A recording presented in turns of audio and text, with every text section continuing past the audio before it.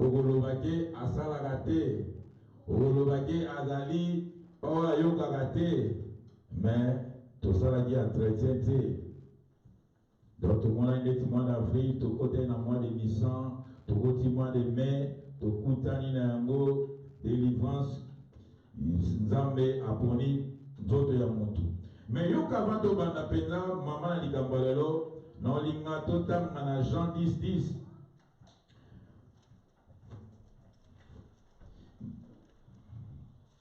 Jean chapitre 10 verset 10. Les voleurs ne viennent que pour dérober, égorger, détruire, et moi je suis venu afin que les brebis aient la vie, qu'elles soient dans l'abondance. Alléluia. Donc, Yesu, berger dans Manayo, aïe, dans Mokilio, pour être appelé sa vie, appelé sa vie. Mais vie en vide, mais en abondance. Alléluia. Donc, c'est pas dire en abondance, donc il faut étendre. Il faut impacter l'environnement. Si vous êtes malade, au Seigneur guérison, ou bien vous allez au Seigneur Nzambe, place au vandi, si vous êtes malade, il faut guérir. Parce que vous avez une abondance de Nzambe. Alléluia. Et lui, il a dit, Moutou et Zui Moutou, Moutouana, il faut avoir solution à l'Ikamnaye. C'est ça qu'on appelle la vie en abondance, ou bien la vie en abondance avec Dieu. Amen. Amen. Donc, Yesu a répondu à Yango. Alléluia. Donc, ce qu'on dit, dans Ephésiens, toutes sortes de bénédictions célestes. Nzambe apesi ngai apesi yo mutu. Alléluia. So dans Ephésiens 1:3. Il faut autant pour évendre ezali vraiment si j'allais loter mais avant la côte dans la maman na likambu il faut tout bien ba ko sokola nzela. Alléluia. Donc par le manini béni soit Dieu le Père de notre Seigneur Jésus-Christ qui nous a bénis de toutes sortes de bénédictions spirituelles dans le lieu céleste. Alléluia. Par de toutes sortes, sauf rien. Oyo nyonso dit que ba benyango li pamboli. Nyonso Nzambe apesi ngai na yo. Alléluia. Akiki selibiso, il nous a bénis. Pour être makam nyonso ebomisa mangana ki beve na ki molimo. Donc quand azui na ki molimo akiki si ne ba kobota musuni to ko mona lokola matériel ou bien botinzo. Alléluia. Mais nous sommes dans cieux. Alléluia. C'est ça le souci de Jésus-Christ. Amen. Donc, Ayaki, pour être apambolangai, apambolayo, oyo andimiye comme Seigneur et Sauveur, il y a vie naïe. Alléluia. Mais dans la siko, dans mon nini, makambu eye baba ko changer. Alléluia. Balobi na ngana yo to pambwami. Toutes sortes de bénédictions et zakati na ngana yo. Mais nakimona meso esa nini ezomona. Alléluia. Wana to tanga ngo to tanga siko na Jacques alobi na sonini. Soni mapambo yango ezomona na te. Jacques 4. Jacques chapitre 4 verset 2. Vous convoitez et vous ne possédez pas. Vous êtes meurtriers et envieux. Et vous ne pouvez pas obtenir. Vous avez des querelles de lutte. Et vous ne possédez pas parce que vous ne demandez pas. Amen. Vous demandez et vous ne recevez pas parce que vous demandez mal dans le but de satisfaire vos passions. Alléluia. Donc, Tamou, Jacques, Atali, Abi, Soki, ma femme Moya Yesu, pour la version de la Bible, et au monde na kat na vie na ngaite, na vie na yote, na vie na bisote. asigéré des makamba. Donc avec ça, maîtrise en vieux, batéréleur. Donc on va aller à Kobi pour dire ça. Il y a un bagage au Zoaté, au bagage au Senga. Amen. Pour que Jésus appelle ça Ingaïnayo. Vous êtes demandé comme Seigneur et Sauveur dans la vie d'Abisso, à qui dit c'est l'Abisso, à Foroli Inganayo Bikouké. Il y a toutes sortes de bénédictions. Nyoso Oyo dans la Moposa, Oyo dans la Moposa, à libérer en haut. Mais ceux qui toujours jouaient, Jacques Alobi, toujours s'est gâté. Alobi, côté Mzou, et c'est que l'Abisso, il y a des poteaux. C'est ça, ma pose à la vie. Mais pour la c'est plus sans embêter. Amen. Amen. Donc, par de Dieu le vanini,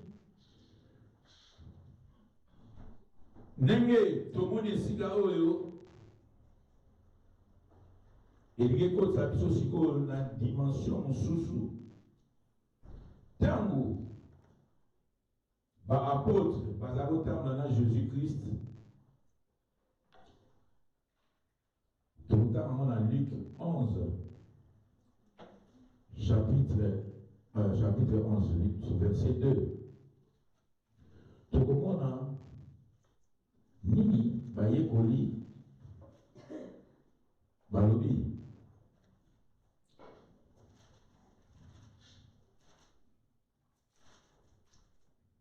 Amen.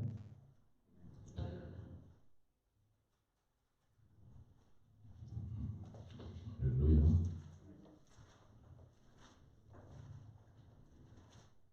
Donc, Luc chapitre 11, verset 2, dans le Bagui. Jésus priait un jour à un certain lieu. Lorsqu'il eut achevé, un de ses disciples lui dit, Seigneur, enseigne-nous à prier comme Jean l'a enseigné à ses disciples. Pour la nini, Bayekoli, ou bien Moyekoli, Ayekoloba, Yesu a enseigné Bango, Nege, Yakobonde là, Nege Jean enseignant qui va. Disciple naïe parce que ma bonne union à Jésus Christ fruit dans nos abonnements directement.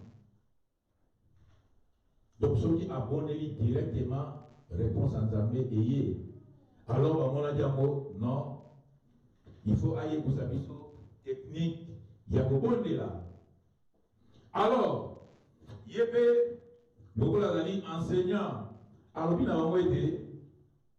il leur dit, quand vous priez, dites Père. Mais awa bena, nanina zoamo awa temena nito kenena, Matthieu, pour la Matthieu da bena, nous faisons la moelle lengi, mais pour effort moi bien. Alléluia. Toqué dans Matthieu chapitre 6. Dans le verset 6.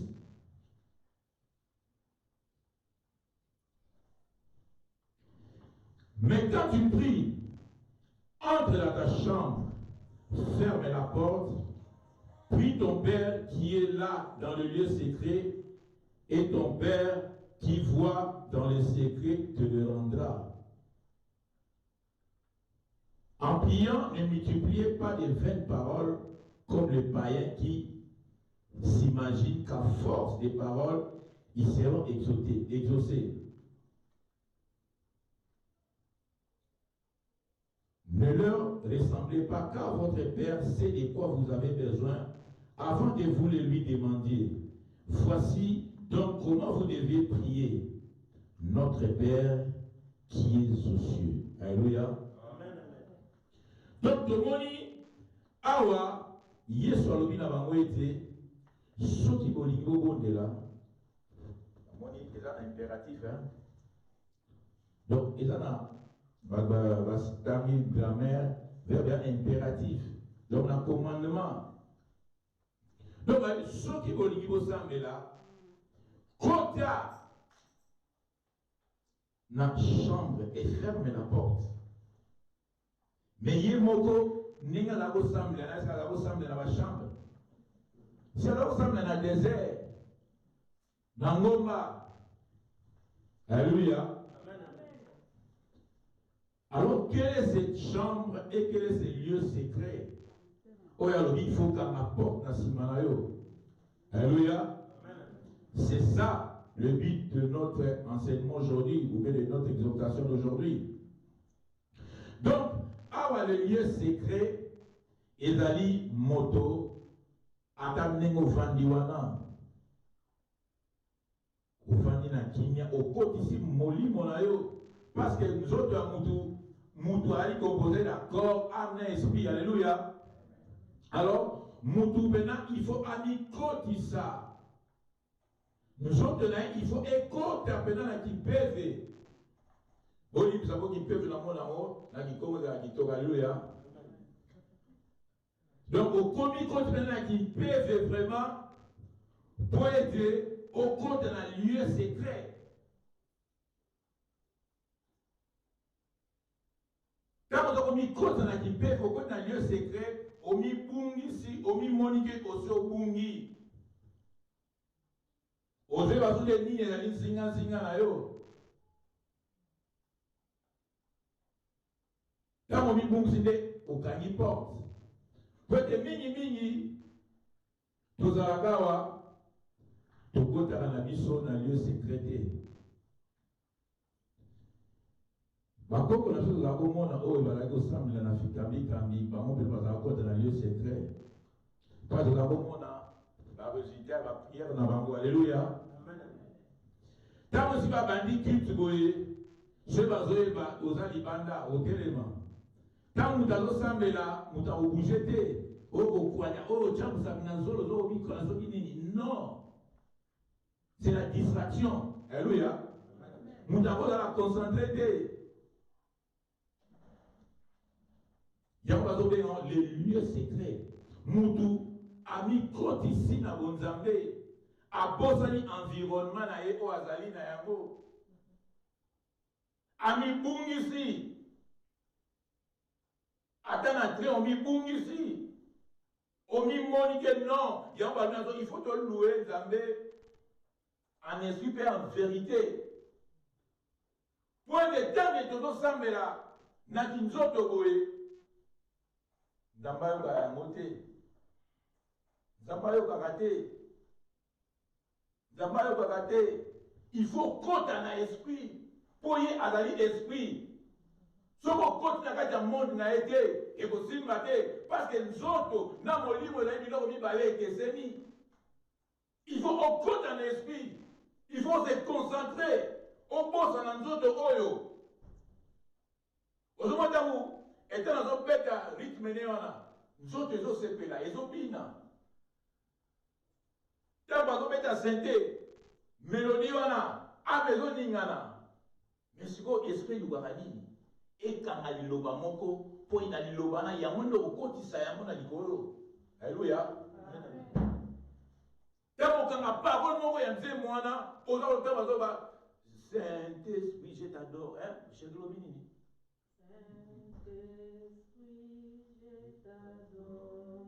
Au Canisco, Saint-Esprit, je t'adore. Au Mati, Saint-Esprit, je t'adore. Au beau sani instrument, et donc c'est plus ça d'autres. Et donc c'est ça âme. Mais paroles dans la yokani. Aux autres côtés dans mon esprit, il y a moins de mémoire en profondeur en Zambie. Alléluia. Amen. C'est ça. Il y a un peu de seigneur en yo. Et ça, c'est quand on côté dans la chambre na yo, tango fani na kiti, on se concentre au bosani, mini, na la prière à 22h. Mini bazamana, azota la TV, azola na prière. À 4 volumes, azota la image kuna. À cause si? Est-ce qu'il y a au côté, dans la chambre na on a lieu secret? Non.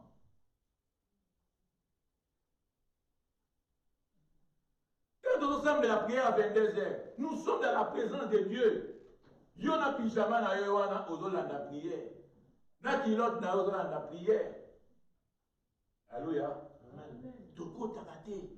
yango tozomona makambo mosusu eza koya te oza komituna tosali nini osali nini tokoti na esprit te parce que nzambe azozela biso na spirituel azozela tokota na kimpeve po yaka mpeve oyo biso tozosala ezali kosepare biso na ye soki azosala eza kaka bamiete kaka azosala mpo alobaka na mutu moko boye nakozala kaka na yo nakozala kaka nofikambikambi yango asimbi eza kaka lokola ndenge alobaki na David ozanga mutu te na trone mais soki alandi mpenza ndenge etamboleli yango te alleluya donc lokola si alobaki liloba ne ekomi loi mpo na ye yango tozovivre kaka yango alleluya mais tozokota na mozindo na yango te mais susi ya nzambe anakoza tokota na mozindo yango yango tomoni ntango apotre basengi jésus-christ ndeni ya kobondela alobi na bango ntango olingi obondela bolobaka notre père alleluya alors lobana notre père notre pourquoi Jésus-Christ alobaki na bango bongo parce que ayebaki na ntango na bango bato baza kosambela mingi ba Adonai Elohim El Shaddai eza koma nzambe eza bakoma nzambe mais nzambe Yesu-Kristo aye alingi akotisa ngai na yo signifie que nous sommes adoptés dans 1 Jean 12 nous sommes les fils adoptifs de Dieu alingi alakisa biso ke tozali bekelamu na nzambe mais tozali bana na nzambe alleluya alingi azonza relation entre ya papa na mwana bato nyonso na mokili bazali bato na nzambe mais bango nyonso bazali bafils de Dieu te alleluya baoyo bazali bafils de Dieu baye oyo bandima yesu Jésus-Christ comme Seigneur et Sauveur alleluya alleluya alleluya oyokani balobi te bango bazala koloba baadonai bazala bael shaddai bazala kozwa biyano te bazala kozwa biyano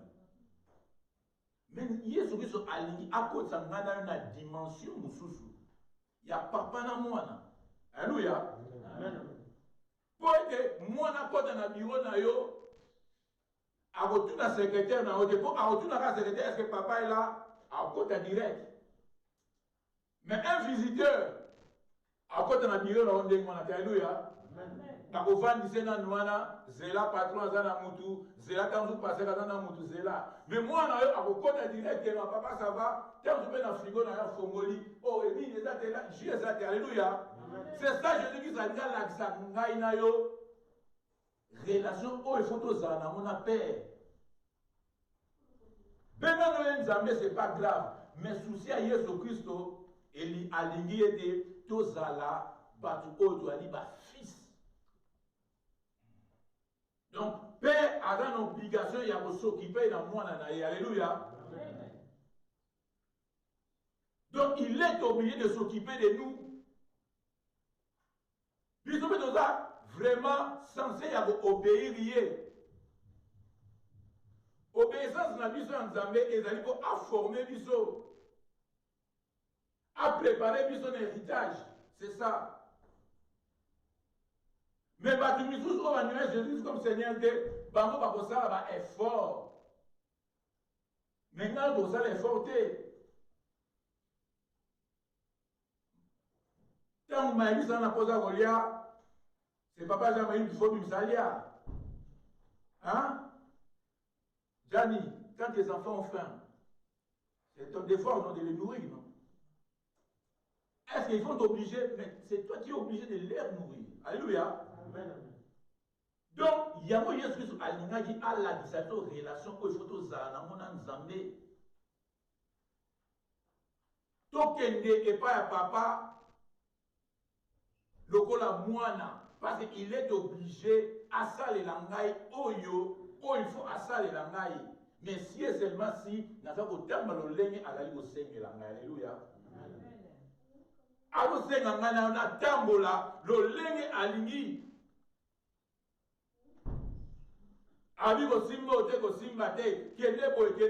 C'est ce que Dieu fait de nous.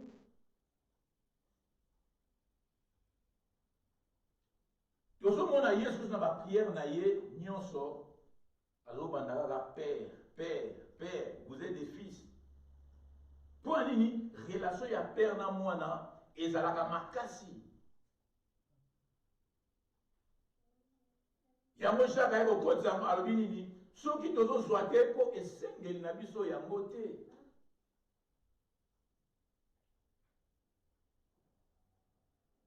Souci à Jésus, le banaï, Père, j'ai besoin de ceci. Jusque-là, tout ça, dans phrase que la liboso. Il y a un peu de notre Père, qui est aux cieux. Donc, avant ça, Azali Père n'a biologique, mais Père spirituel, avant il a l'icolo. Avant l'icolo, donc, il a sa position élevée. Oyo papa mokili akopesa yo te, mais il y a kopesa yo yango. Parce que chez lui, rien n'est impossible.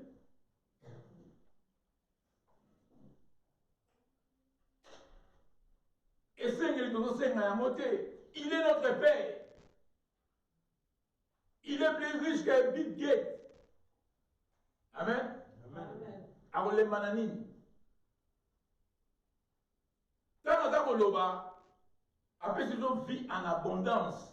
Donc, tant que nous avons guérison, ou les a guérir, mais après, c'est don il y a guérison. Tant que nous guérir, au compte que guérison, alléluia. C'est ça le souci de Dieu. Souci à Dieu, ce qui sont quatre nangana ya mwana. Yo no seigne guérison, mais après ça yo don il y a guérison. Yo so guérir, mais yo peut osunga ba musu pas à la guérir à partir de l'oboko na yo. Alléluia. C'est ça qu'on dit la vie en abondance à Jésus-Christ. C'est ça. À niveau impacté environnement na yo nyonso. Environnement na yo ezala influencé par yo pour que yé avant dikat na yo, yé azali nzambe. Et pas na eloko moko ezangité tout y est. Mais c'est la façon de marcher quand on a empêché manifestation, il y a bénédiction, il y a nyonso kat na vie na ngai, kat na vie na yo, kat na vie na ngomba. Alléluia. C'est ça. Il nous demande de changer de tir. Tout considérer le rôle à papa. Un père qui est au-dessus de tout. Conseiller biloga mikete. On a sani mbonga loyer. Est-ce que moi, na Bill Gates a voulu sa papa ne foutait la loyer? Hein? On va se mêler appartement. C'est ça. Tout villa. Donc, tout limité nous amène à biso. Na la biloko a nikete. Il est un grand Dieu. C'est notre Père. Jésus-Christ a dit, Betobeng a Père. Tant que nous sommes notre Père qui est aux cieux. Parce qu'il nous a engendrés. Tant que l'image est comme Seigneur et Sauveur, Jésus-Christ a dit, va adopter yo. Donc, richesse, Jésus-Christ a dit, il est Dieu. Nous sommes des dieux. Parce que cette parole nous est adressée. Alléluia. Quand vous priez, quand vous ouvrez la bouche, il faut dire notre Père qui est aux cieux. Alors les manélos de mon côté, tout ce que tu vas lui demander, il va te les donner, sauf rien. Si tu ne les donnes pas, c'est la façon dont tu demandes, c'est pas ça. C'est parce que tu veux prouver maman de quelqu'un. Amen. Mais si tu les demandes avec une bonne intention, il va te les donner. Alléluia. Amen. Tu as besoin de la voiture pour venir ici à l'église à temps, à l'heure. Il va te les donner. Mais il ne te les donne pas pour aller prouver tes amis que j'ai acheté une voiture neuve. Alléluia. Amen. Là, il ne va pas te les donner. Alléluia. Amen. C'est ça. Nous avons mis la biso awa. Alors, c'est une discipline. Rien ne lui manque.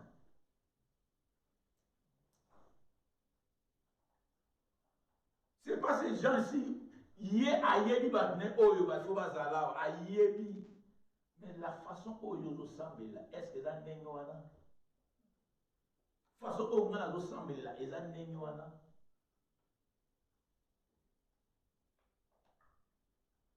Est-ce que nazo kota na chambre na ngai, na lieu secret? Est-ce que nazo kota peta? Non. On n'entre pas. Mais Dieu il est en train de nous dire, tu koto kota. Notre pas dans le to kota. Pour aligner ça la makamnaye, à opérer makamnaye. Mais tozo kota te. Makamnaye za ki PV. Tant moi na ki PV te, ya na ki PV na besoin mo comment? Alléluia. Donc il faut donc comme la dimension ya ko kota. Dans lieu secret, biso to kuta na ye a lobelanga na yo. Pour que toute cette bénédiction et yakat nanganayo. D'abord, ce sont des bénédictions spirituelles. Akufungula miso mona, oyo mokilego mona te. Akufungula matoi, oyoka o mokilego yoka te. Et ces bénédictions-là vont aller former des corps. Et vous bota musumi, ma bénédiction. Mais d'abord, il faut les recevoir.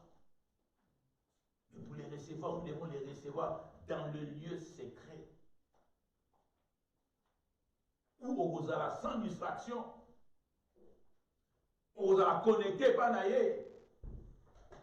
Pour que ceux qui sont dans le lieu céleste étaient, ils ont là, parasite, la lieu est parasite, ils ont dit, à ce que bien été, parce qu'il y a des parasites.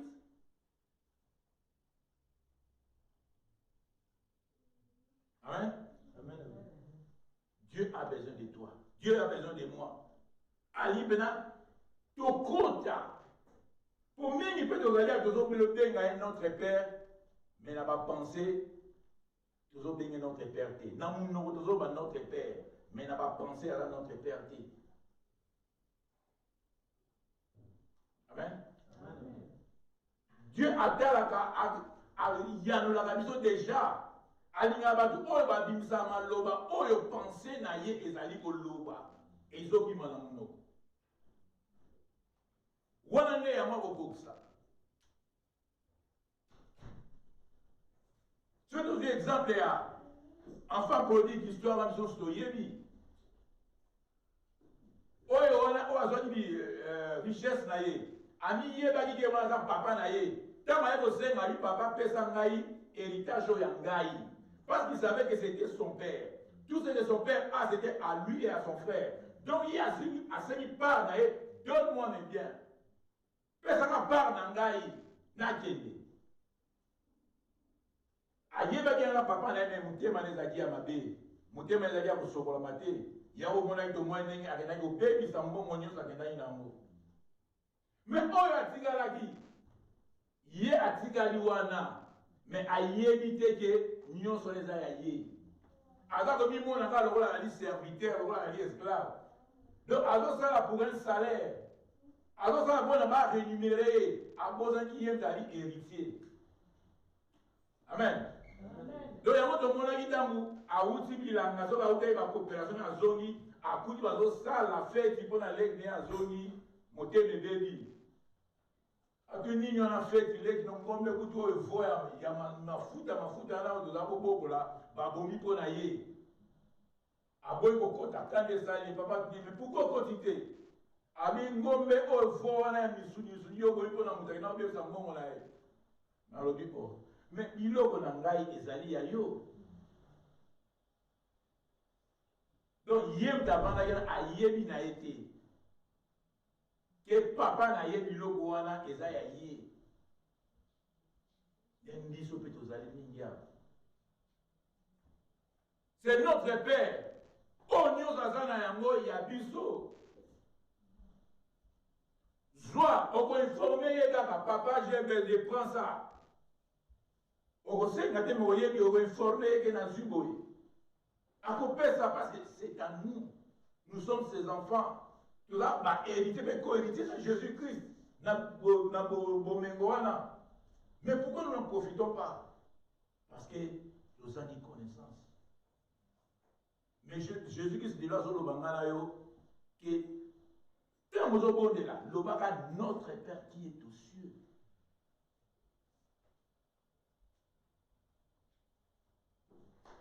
Qui est aux cieux.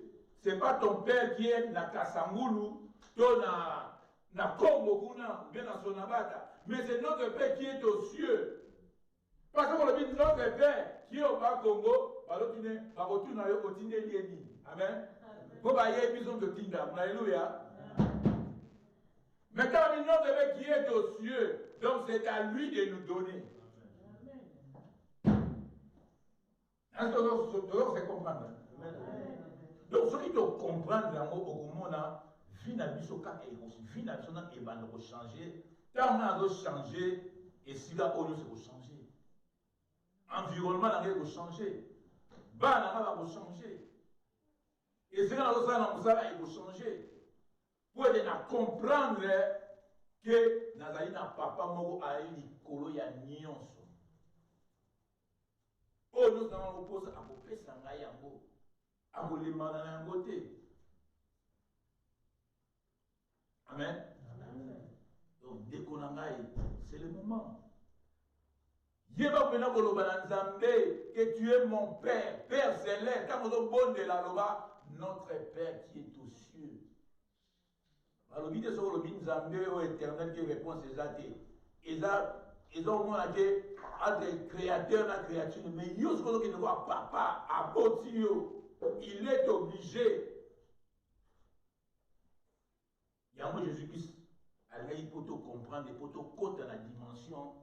Il y a obtenir tout ce qui est entre les mains de Dieu.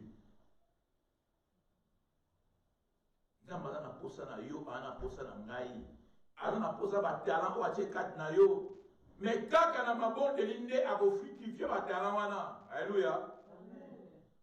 Si vous avez un de la terre, et vous avez un talent na seya qui tire la bombe na sa libanga. Mais il faut fructifier mon cadre dans ma bonne lit.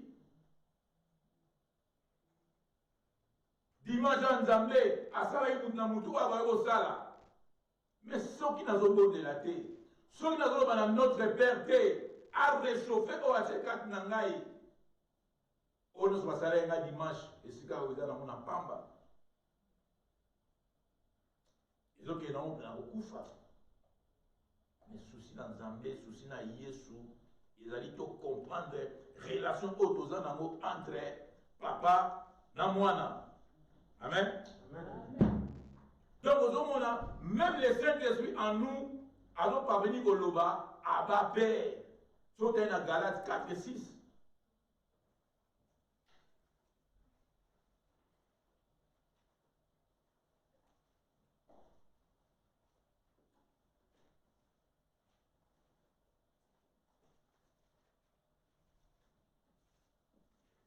Vous y êtes? Je attends là. Je lis la parole de Dieu. Et parce que vous êtes fils, Dieu a envoyé dans nos cœurs l'esprit de son Fils, lequel crie Abba Père. Amen. Beviano au katina ngai, katina yo, azako ganga, Abba Père. Pour alaksa filiation na yo, relation wa nos amour, nanzambe, Isalia, patron à serviteur de, mais Isalie entre papa et moi. Donc, on a un privilège, mon aîné, il y a ça. Donc, il faut obéir pour okola. Tu y a qu'à apprendre et pas à papa, mais tu y a qu'à te poser des bafoudangaï, bafoudayo. Papa au fout à moi, mais tu as permis à papa pour apprendre. N'est-ce pas gérer héritage ou à votre pèse en gaïnayo. Il y a un vie chrétienne. Tu as pour apprendre. Pour te coller, te mûrir. Amen. Amen. C'est ça. Le souci de Jésus-Christ.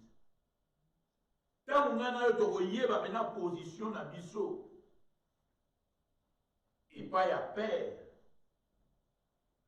Au moins la vie n'a pas changé. Vie n'a pas changé. Vie à l'ingomba a changé. Et parce que Oba l'ingomba oyo, bazalaki na secret wana. Parce que mingi bazalo batate de wena mazulu et ba ne ba prière na bango. Tu vas y bana mikie mais tu vas comprendre tozo yoga di komo wana. Il était toujours là, dans la prière. Est-ce que Nanayo? Est-ce que tu as côté dans Mozindo? Hein? Est-ce que dans le semble là, notre Père qui est aux cieux? Ou bien de l'Obara, notre Père, mais n'a pas pensé dans notre Père, ou l'autre a pensé dans eux, à patron, ou l'autre, la Père qui est aux cieux, qui peut te donner tout, qui peut te faire tout. Alléluia. C'est ça.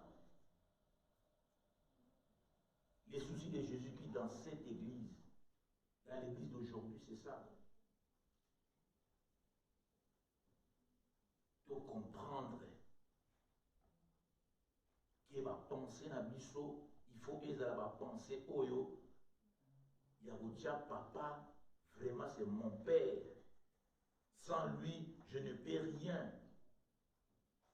Je suis ton fils, je viens auprès de toi. Fais ceci, fais cela.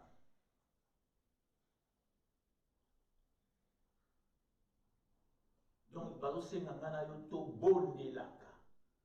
a un acte dans Luc 22, 45. Luc 22, 45.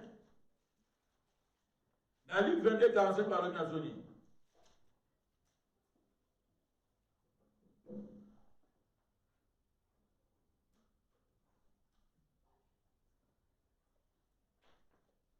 Après avoir prié, il s'éleva et vint vers les disciples. Mais il vint vers les disciples, il trouva les disciples qu'il trouva endormis de tristesse. Balala n'a fatigué, mais balali n'a mawa. Amen. S'ils étaient là pour entrer de prier, malgré qu'ils ont injecté bango esprit à tristesse. Amen. Mais le cas là, Basalaki, Baoumela n'a pas bonne vérité, Batiki vide. L'ennemi a eu pour injecter bango esprit à tristesse. Et pourtant, on va aller en Zambé. Et pourtant, déjà, Gethsemane, il a commencé vers le chemin de la victoire, la croix. Fais pas comprendre, alléluia. Mais comme le roi a eu ma bonne vérité, ils n'ont pas compris. Mon gounape a eu à Soki Bango, Pongi. Et tristesse, Mawa. Est-ce que nous avons l'esprit à Mawa? Est-ce que les gens ont boit que le ont injecté l'esprit à Mawa? Il y a tristesse. Téléma, tout téléma, tout bon de là. Pour aider. Papa n'a pas besoin de Nicolo, à Kokisa, oh il faut à Kokisa, quatre na vie na ngai, quatre na vie na yo, quatre na mokilio mobimba, à travers yo. C'est pas un hasard aux alliés awa. C'est pas un hasard. C'est dans les plans de Dieu. Il sait. Tu poses dans la nyonso, mais tu t'es concentré. Namakamo ya Nzambe, namakamo Yesu Christ azoloba na ngai à travers il y a notre Père. Qu'est-ce que le Père veut de moi? Qu'est-ce qu'il veut que je puisse faire? C'est ça. Ce qui nous a comprendre, tout le monde a finalement changer. Tout le kaka, tout kota, dans le lieu secret. Un moment généralement. On y va. Amen. Tokota na lieu secret. Otokuta na Nzambe na lieu secret akoloba na ngai, akofungola nga matoi. Ba o matoi kangama akofungola biso matoi. Ba o miso ekufa akofungola biso miso to mona. Na lieu secret. akoyebisa o makambo ebele na lieu secret sans interférence. Sur interférence ekoni yeba porte ezalaki ya kofungama. Tomoni nini ekofungala baporte, bameurtre, balutte, baquerelle, bapamba, bajalousie, bahaine. Amen. Les mensonges. Mis nous kaka heure sur le théâtre pendant 6h, 2h du matin. Amen. Amen. C'est ça. Ou le don luga o ezali primordial pour nangai, pour la vie nangai, pour la vie à bas nangai, pour la descendance nangai. Non. Alors que la o ezali na motinate. O eko sa descendance nanga mobimba. Mais là, souci en Zambété, souci en Zambété, là, tu bénéficier d'un yango. Tu vas vivre le ciel ici sur terre. Il y a un mouton de sa tiki nion sur la ningaï. Salaire des amis. Ce que tu sur l'ami Jésus-Christ. Amen.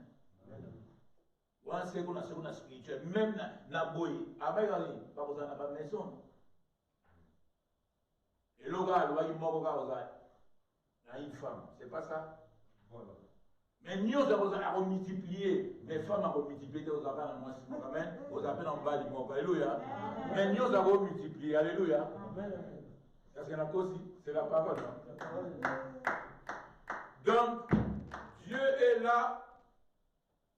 Asengi na yo mama vede kota na lieu secret po aloba na yo. Mama Anne kota na lieu secret po Yesu aloba na yo. Quand kota na lieu secret kanga porte. Donc kanga porte ya makanisi na yo, ya ma pensée na yo, okani yango, hein? Bokilo gémiment. Amen. Amen. C'est ça. Souci en Zambé à moi. Tout ça, ma fils. Et puis que Satan, est-ce que nous avons fils? Tout ça, ma fils n'est neutre. Mais il y a Paul en Paul, tout ça, pas en Zambé, tout ça, mon fils comme neutre. Un mot neutre. Alléluia. Féminin, masculin, amen. Donc, pour la maman, va sauter à la seule fille, fils. Amen. Donc, fils, nous avons la neutre. Donc, nous avons la même Satan, est-ce que vous allez moi en Zambé? Si tu es fils de Dieu, fais ceci. Aujourd'hui, ayena lokuta. Mais je dis ça hier dit. Si on me répondre hier, et là on doit douter dans qui filiation na yoke aux âmes en Zambé. Et alors moi son mal va soana. Est-ce que vous allez mobile? Yo ce qui sait que la mobile. Donc on doit douter dans qui mobile na yo. Amen. Amen. So vous en bas simba, yo ko nous qui nous simba. Écoutez aux en mobile. Amen.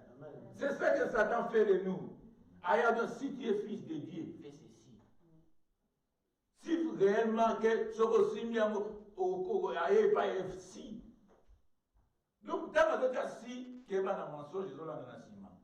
Destruction.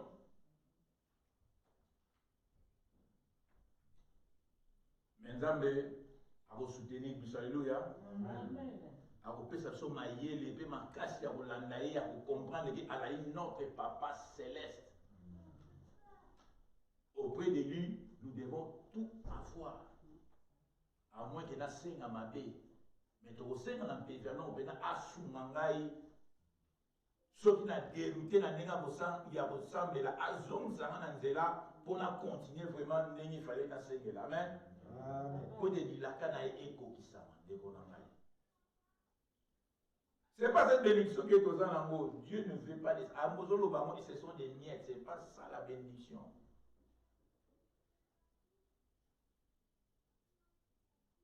Il faut que sabatu. Il faut pas moi.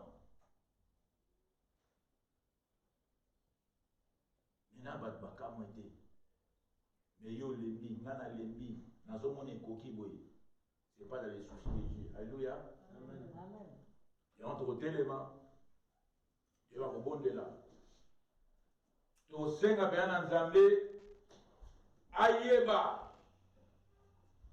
ko lakisa biso penza position na biso envers ye.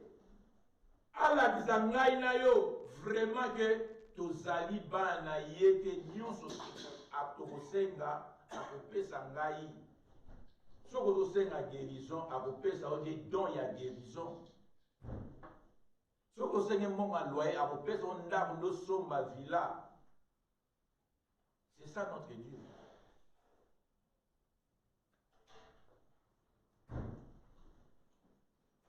Elle va devoir prier au nom de Jésus. Elle va devoir prier au nom de Jésus. Quand elle a à gauche, à droite, à suite, concentre-toi. Telle la relation on a papa.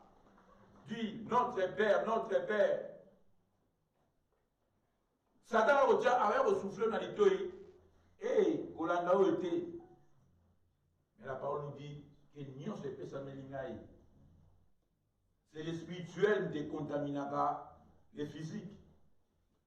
Dans le spirituel, nous avons laissé à Pambolinga de toute bénédiction.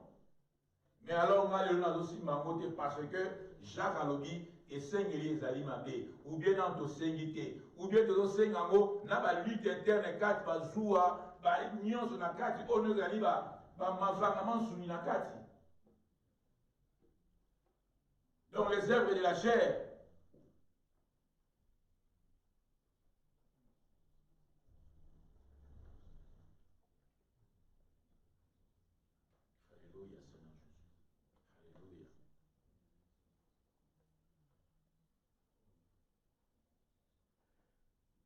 A verset oyo ezali maloba pamba te il faut ekokisama.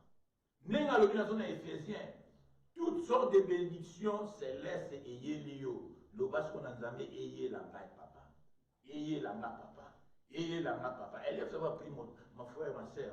Prie loba mena eyé la ngai. Eyé la ngai. Ebo tanzoto kat na vie na ngai. Ebo tanzoto kat na vie abana na ngai. Ebo tanzoto na vie ambali na ngai. Ebo tanzoto kat na lingomba oyo.